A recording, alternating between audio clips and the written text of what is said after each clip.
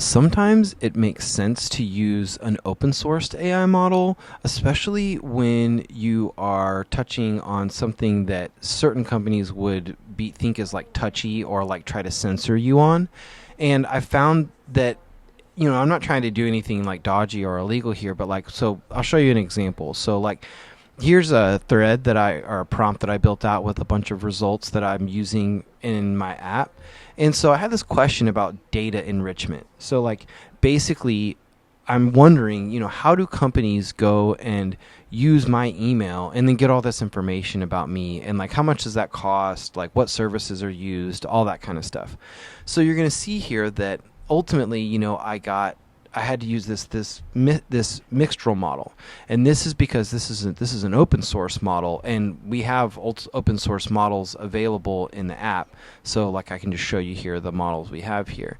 But like these models down here, these are open source models, and so like when I tried to use like Claude, the Anthropic models, or Google models, or OpenAI's models, even when I asked this question, I was like, I'm enriching, this should say the data. I'm interested in enriching the data I have about app users. I have their email and IP address. What could I do to use those data points to learn more about them? So like, surprisingly, I'm just asking this like general technical question, and then basically all of Google's models were like, we won't answer that question.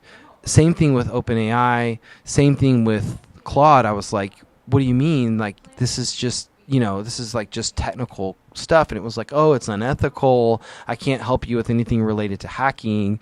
And I was like, okay. So then I tried it with an open source model. And then actually I got some helpful stuff. Like, for example, social media lookup. Here are like some services that I might use. And it's not to say whether or not I will do it, but what I found is that like just with the censorship culture that goes on and the worry that these companies have about their brands, a lot of times they nerf topics that even I would consider not that controversial, and that's when it's really good to use an open source model.